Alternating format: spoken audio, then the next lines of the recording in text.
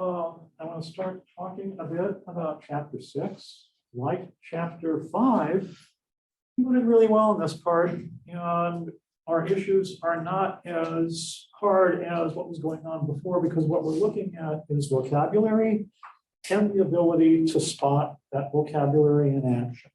So in the research that you will do, or in the labs that you're doing, very frequently you're doing surveys, you're writing items, you're interviewing people, and it's important to attend to the threats to measurement that the types of instruments you have used. So as I mentioned, this breaks into two parts: surveys and polls. What makes a good survey and poll? I don't know if your life is at all like mine, but I get emails every now and then from, like the Republican National Committee. Lots of organizations seem to like me, and they want me to take a poll. And very frequently, those polls are called push polls because the items are so arranged as to solicit a given type of answer, because at the end of the push poll is please send us money. So we don't want to have that in scientific research. And what we're looking at is how can we do an instrument that will give us the information that we want. Sometimes people will say, well, surveys are just kind of a really crazy way to gather data. Therefore, I'm a real believer in interviews, or just watching what people actually do. Great idea. The only problems are that watching people also has its problems, and doing interviews with people and asking questions also has its problems as well. When I was starting out my work in looking at college students, for example, we have people talk about controversies. Some of the controversies are things like, is news reporting biased, or is it objective? Did God make the world in 6 literal days, or did evolution happen? And as an example, some of my interviews would like to get into arguments with people because some of these topics were somewhat controversial. Evolution, the safety of, say, artificial sweeteners, or attitudes towards women's reproductive rights / abortion. So surveys and polls, going to talk about that. We need to think about how our format is, that is how we want people to respond. If you're looking at a Likert question, for example, you got to make some decisions here. Do you want to have a middle point in here? Or do you want people to actually force choices? Do you want to have a 4-point scale and have people say, well, I slightly agree or I slightly disagree? And do you want to have a spot for people saying, point me, or I never really thought about that? Do you want to let people answer that particular way? Do you want to have a format that we talk about just as a forced choice? Yes, no. And as you write the question that you're going to ask, we need to think about making the wording good and how to encourage accurate responses. Because as we talked about in previous sessions, there's a lot of threats to how people respond. They probably want to say, I'm a good person. I wouldn't ever have towards minorities or people who I just don't know. But you want to get at what the opinions are with respect to, say, policy. So one way to proceed is just to ask an open-ended question. What are you thinking? Or what are you thinking? And very frequently, you can get a lot of rich data out of that. Sometimes people think you're being lazy when you're doing that. And I would point out that one of the richest theories of how college students change in college came from William Perry, who was at that time studying people at Harvard longitudinally. And it being that age, this was back in the days when most of the people in Harvard were men. But he would call people in and every year started a tape recorder and then ask, what stands out for you this year? And people really responded to that. When I was doing similar kinds of work at Missouri to figure out what things do you do in college that are beneficial, or how have you changed, people are really happy to tell you. incidentally, if you were all like the people who used to interview, they would say things like, oh my God, the freshman year. I came in so different that I come out leaving. And as you are now upper class people, there are different ways that you are changing. At least when I interview people, they start to realize, you know what, this college thing is kind of a short-term gig. I need to be thinking about what I'm going to be doing afterward. And, I've been here a few years. What is the game plan? What is the purpose of college being the way that college is? Other formats, first choice. It's just vocabulary. You'll make them choose, yes or no. It has its advantages and disadvantages. Sometimes, not that people are allowed not to respond often. Sometimes if you really, really want a forced choice thing, you can say, please answer this question. And if you don't, terminate the participation. You get your credits in the class or you get your reward for the time you spent. But it does have the advantage that you're getting some leaning one way or the other. Forced choice format might be presidential elections. And as we talked about before, Likert scales are 5-point Likert scales. More generally, at least in my head, I tend to think of that thing called a semantic differential as a more general form of a Likert scale.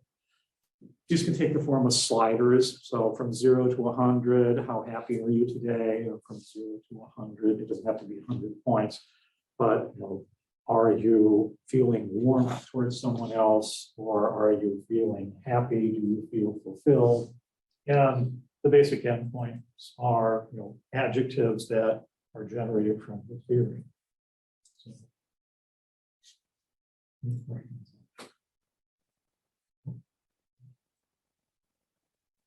So here's an example taken from the book. And it's an example of the pushing that can happen depending on how your items are worded. The first one is a straight, probably a fairly straightforward way of asking the question. What about voter ID laws? Do you support them, favor, oppose, or strongly oppose them? And this is some years ago, but I'm saying they support voter ID laws. However, when you provide people with additional information in the item, hey, opponents of voter ID have an argument that this prevents people who are eligible from voting. What do you think? That percentage dramatically drops. If you come back down and say, you prevent people who are voting and that the laws particularly affect African American minority communities, then it drops even a little bit more. Well, what is, which of these is going to be the best way to ask? We have not had any examples of items that push things the other way. Is it better to simply ask, what do you think? Or is it better to give people reminders of this information? At least by my lights, one of the things to talk about is if you were going to ask that question, it might be good to give people some information. But if you're going to provide some information, it's incumbent on you to give information on both sides. And we can have our private opinions about whether the information from both sides is actually equal in weight. But you can remind people of these things, because just asking the question, what about voter IDs? You think, oh yeah, well, everyone should have an ID. Despite the fact that, for example, if you go into the Amish community, they don't have photo IDs. Now, we do make accommodations for them in response to their religious beliefs, because a picture is vain. For other individuals, particularly those in minority populations in St. Louis and Kansas City, getting that ID is really hard. They do not have a driver's license because they do not drive. They do not have the money for a car. Access to vital records is often a big, long deal. It will allow you to Google the court ruling in the state of Pennsylvania in terms of their voter ID ruling. Yeah, they really did a nice job of laying out how hard it is for some segments of our society to get that documentation.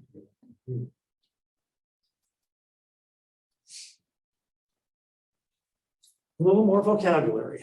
A double-barreled question is a question that has two parts to it.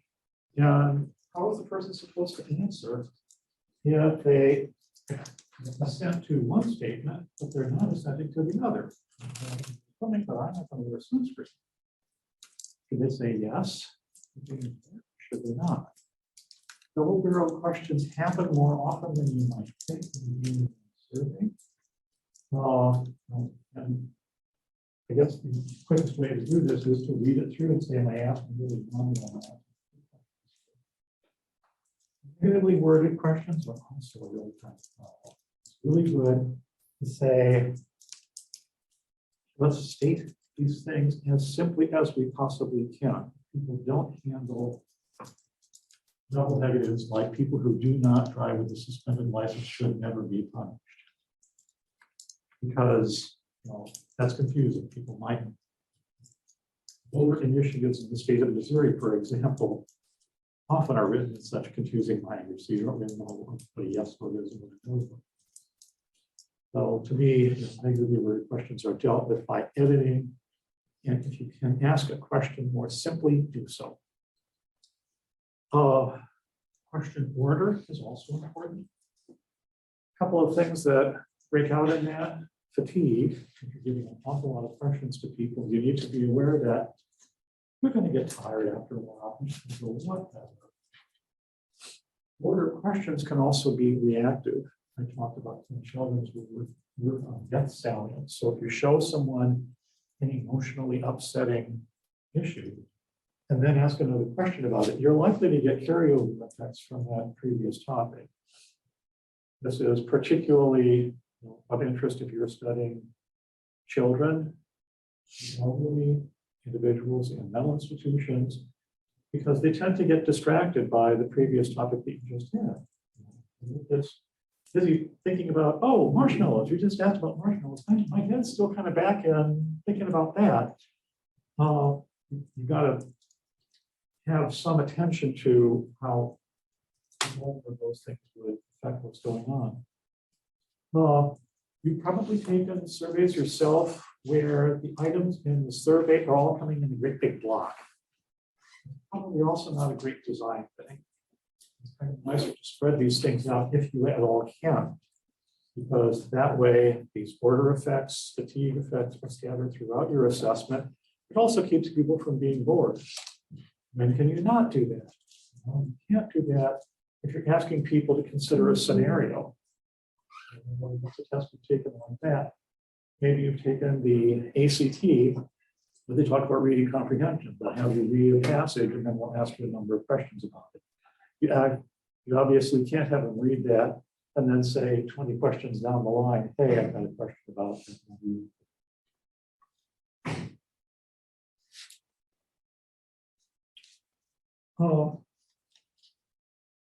Appreciate the time of your research participants. That's kind of an ethical consideration. Yeah, the simpler you can ask something, the better it is. One turn of art that I particularly liked was a colleague I was working with in Denver would frame things by saying, people frequently disagree about blah. Some people think this, other people think that. What do you think?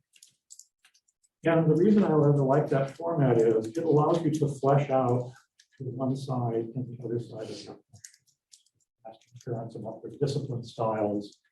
Some people think rigid, supervisory, disciplinary style is good, probably as much. Others think a permissive approach is good because it helps children to think for themselves. And you can introduce a little bit of those facts, much like the voter ID thing on both sides. There's some threats or some problems with how you might consider the data that you're getting back, called response sets. And I talked a little bit about acquiescence. That's just being willing to endorse everything that comes on down the pipe. When you wrote in the survey, yeah, I'll agree with that. A subset of acquiescence is social desirability. I'll say yes to everything that makes me look good. And again, that's kind of a threat to the accuracy of the thing you want to take a look at. If you're asking people about very sensitive things, what sexual experiences have you had? alcohol, what's your history of alcohol use? That's a kind of a threatening thing. You're asking, for example, in the case of alcohol use with college students, you're asking them to admit to doing something that is illegal. And to the extent that people don't have that information, you're not able to make the conclusions from the data. Fence sitting is kind of the opposite of acquiescence. I don't want to say anything. I'm going to take the don't know, neither agree nor disagree. I'm not going to respond to your forced fence things. I don't want to commit. Fence sitting also has a number of issues. Sometimes fence sitting occurs because I just don't know enough. So we ask college students about, do you think artificial sweeteners are harmful or not? And they'll say, well, it depends on the sweetener. I say, well, there's one company. Well, maybe sucralose. Okay, fine. Do you think sucralose is? Well, I don't really know enough about sucralose. And if you're asking survey items about that, that's going to be a reason to just take down the middle on us and not commit. But that's one of the nice things of an interview. You can say, well, if you needed to make a decision, how would you go about making a decision? What would you do? And they might say something like, well, I'm going to go to the library and pull a bunch of research articles. Okay, that's fine. Do you think they would all agree? No. Well, how would you make a decision? And students will say things like, well, I count the number of articles, and if there were 10 that said it's harmful and 2 that said it's not, I know it's harmful.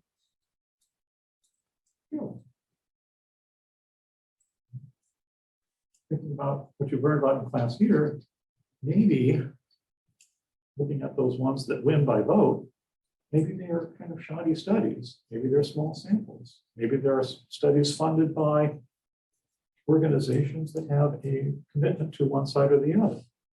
So interviews can get at a little bit more of the geography of the response.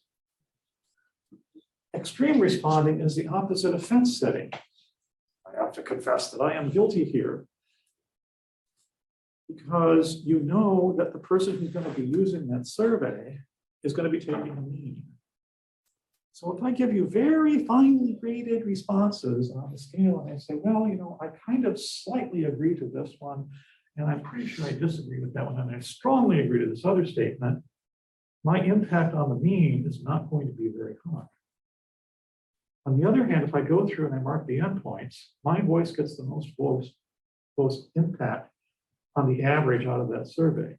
So there are some people who simply give you extreme responses. Those may not be legitimate reflections of the actual attitudes the person has. Expectation fulfillment is giving the researcher what you think they want.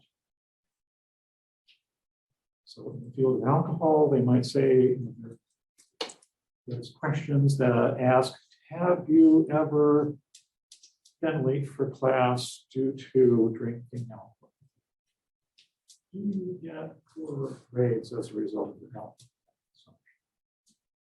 And we can talk a little bit about where the research lies on that, but it's a little bit different question. Am I getting poor grades? And is the cause of those poor grades due to alcohol? Maybe the person is not the most accurate judge of what's predicting their poor grades. Could there be other reasons? Are they a first-generation student? Are they living in an environment that is very disruptive and keeps you from studying? Are they from an underserved population that is not getting what they need? Very frequently, sometimes, especially when you're looking at populations in hospitals and populations on college, you want to do well because they've consented to be in your study. So I'm going to tell you the things that I think they're looking for. It's important then when you're doing the consent form that you not get into the guts of what you're looking for. Hopefully people are reading your consent forms. And that's why explaining what the hypotheses are and what people find and what the constructs even are is probably better off in the debriefing, because at that point you can talk about what you're really about. Questions about that?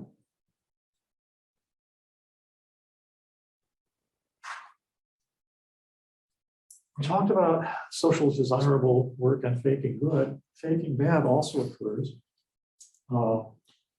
Sometimes this happens in situations where the person is going to get some benefit from saying that the bad response is happening. So I work working with prison populations or people in juvenile facilitation services. Very frequently, when we're interviewing them, they have a motivation to take that. I worked at the Criminal Children's Center in Iowa, and sometimes you would get kids who pretend they are manic because this would get them into a part of the facility where things were better, at which point, this being in the 70s and so forth, the way to test was to administer Thorazine. And if they were truly manic, this was just going to slow them down. But if they were faking it, they would not why. I don't think we do that anymore, but there's an example of that. Now, prison populations, yeah, if you can get transferred to the medical unit, life is considered. Sometimes when you're talking about self-reporting, they're reporting more than they can know. The example of you think your grades are due to your alcohol, maybe something that they can't.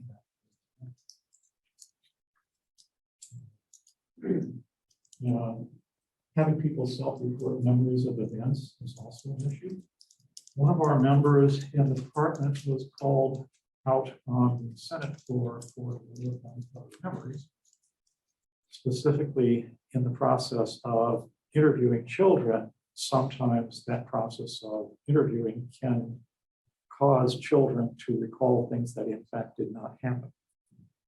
If you want, there's a lot of work, for example, I don't think anyone is doing this anymore, but in the 80s and 90s, there was a lot of concern about satanic rituals in child care centers because children were recounting stories of pets being tortured or children being threatened with rituals or having things done to them as part of some religious satanic ceremony. And these things did not exist. They were implanted. There was also somewhat of a contagion effect. Once one child gets to reporting, the other children start to also report because reality is kind of socially constructed. In American history, the Salem witch trials. The consumer products. So we've all seen Yelp reviews of restaurants, or maybe you want, when you're shopping, you want to get those products that have the 5-star reviews.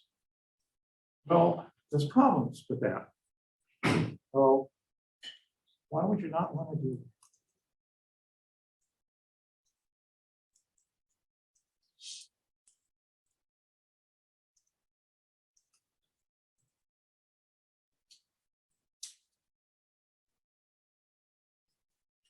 Why wouldn't you want to do that?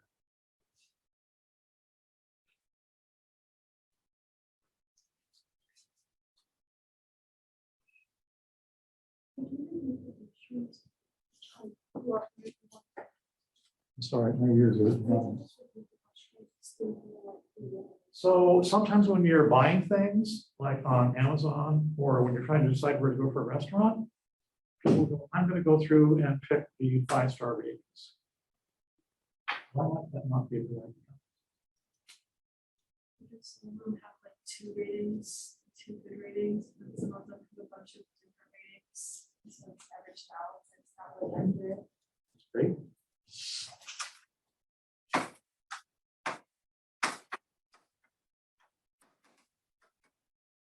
Fake ratings.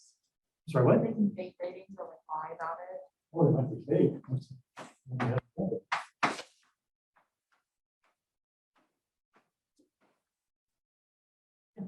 Well, ratings are typically either like 5 stars or 1 star because you only really take the time to leave a rating if your experience was really bad or really good.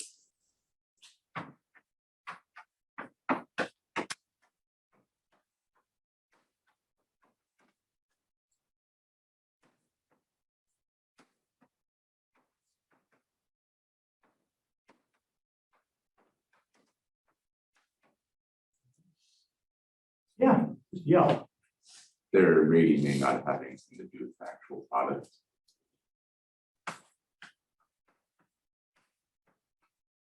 What do you mean by that? Sometimes you'll see, like, say you're looking at ratings on Google or something for a restaurant, they may complain about something like it doesn't really have to do with the restaurant per se, or it might not be applicable anymore, like say a past employee. So like, oh, the server was like not exactly how I wanted them.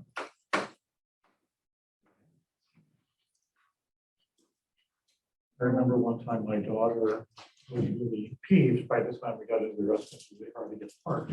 So she came in with a bad attitude. That might not be valid. Any other selective reporting going on? Think back to previous chapters where we're trying to tie into why we don't want to use our personal experiences. I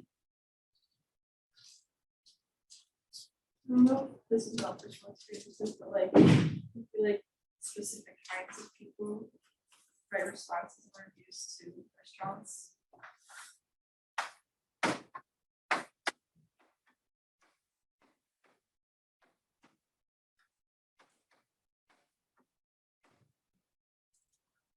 Any of these ratings, is there a control group? Any of these ratings, do I know, say, what the performance of one wireless earbud is versus another wireless earbud? No, I've just got a report from those people who bought. And maybe those people are buying are selective.